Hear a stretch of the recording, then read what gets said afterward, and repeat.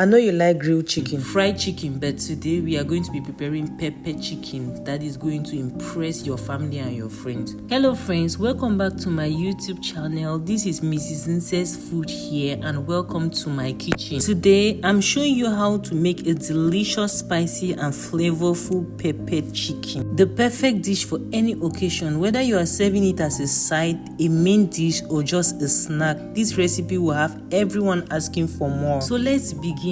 This particular chicken, I've been rearing it for over a month and I decided to kill it. Oh my god, you can see me petting it in the video because that was the last time I was going to see it alive. Before we proceed, am I the only one who feels very bad rearing any animal and killing it, especially chicken, because I get attached to them? After killing the chicken, I poured hot water over it to remove all the feathers. Now, if you want to skip this whole process, you can simply go to the supermarket and buy a pre-killed frozen chicken, avoiding all these steps. After peeling it, I moved to cutting it into my desired sizes and shape. Since it was a celebration, I didn't want to cut them too small, so I gave them a generous size. Once that was done, it was time to add them to my pot for boiling. One great thing about homegrown chicken is that you can raise, slaughter and eat it at your convenience. They are organically grown, giving you the satisfaction of eating chemical-free meat. But of course, this only applies if you have the space to raise them. If you don't, your only option is to buy from the store.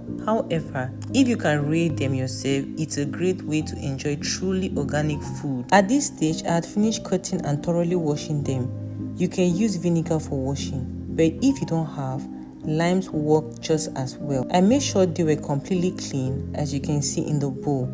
Now it was time to add them to the pot. Now for the chicken seasoning, I went in with some salt, some garlic and ginger paste, some chicken seasoning, and that is not all. For this recipe, I decided to go mostly green. I wanted the sauce to have a green base at the start of boiling the chicken before turning it into pepper chicken. So I used a generous amount of celery, adding it to the chicken for that natural flavor. As we go along, I'll list the ingredient which you can also see in the video.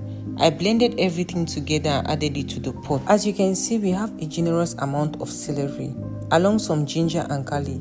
There are also onions, red and yellow bell peppers, and some red scotch bonnet for that extra kick of heat. I cannot overemphasize on the flavors these spices produce on their own, especially the celery and the bell peppers. You can already imagine how amazing your kitchen will be smelling at this point. Like I said, the base is very important. It is the base that determines the end result of your cooking. I proceeded to blend all my greens. I intentionally added a lot of water because I wanted to use this chicken stock for my jollof rice. If you are not using the stock for anything, avoid adding a lot of water when boiling your chicken at the beginning. Now, after adding my blended greens into my chicken, I proceeded to add some salt, seasoning cubes, ginger and garlic paste. Gave that a good stir and covered the pot. Now at this point, my chicken was ready according to the texture I wanted. Like I said earlier, I wanted this stock for my jollof rice. If you don't need it, don't add this much water, okay? Now I was done with the chicken and I set that aside. It was now time for me to prepare the peppered sauce. Now into my pan, I added some vegetable oil and my chopped onions. Gave that a good stir for about a minute or two so the onions releases all its flavors. I now proceeded to add my red bell peppers and some tomatoes because I didn't want it too hot, so the tomato was going to quench down the hotness of the pepper. Now after my tomatoes were almost dissolved, I now proceeded to add some ginger and garlic paste. Obviously, you know how important garlic and ginger is to our health. Aside from that, you know the beautiful flavor it produces when you're preparing pepper chicken or stew.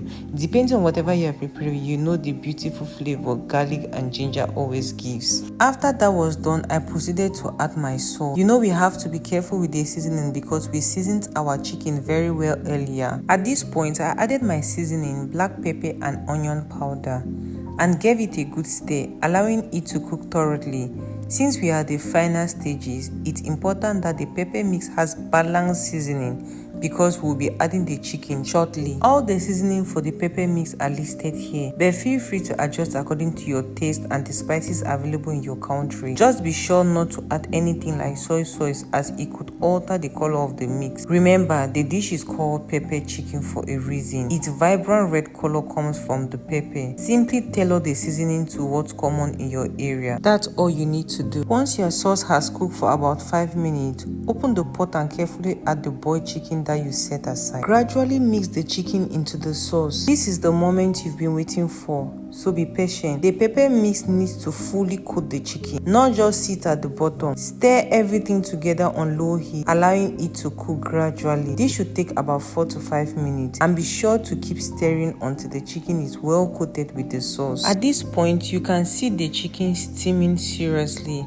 and you can see that I am continuously turning the chicken. The reason is in case there's any part of the chicken that the sauce has not touched, as you continuously stir it is going to prevent that from happening. Pepper chicken is a very flavorful dish. It is popular in many African countries, especially Nigeria. It is often served at parties, family gatherings, or it is a side dish with jollof rice, fried rice, or plain white rice. It's a very spicy, flavorful sauce that you can always try at home. In summary, this is some of the best tips for pepper chicken. Use mixed bell peppers. Avoid adding ingredients like soy sauce that changes its signature red. Let the chicken simmer in sauce for a few minutes to absorb the flavor. Serve hot with rice, yam, or plantain for a complete meal. I decided to add some spring onions and it really elevated the flavor. If you make this dish using my recipe, please don't forget to tag me. Also, share this recipe with your family and friends so they can start making their own pepper chicken. As you can see from the video, it is easy to prepare with no complication, just a straightforward process. Any beginner can follow this recipe step by step and make great pepper chicken. So make sure to tag me when you try it. Thank you so much for watching. This is Mrs. Nse here. Don't forget to subscribe, hit the notification button, like and comment. I love you and I will see you in my next video. Bye.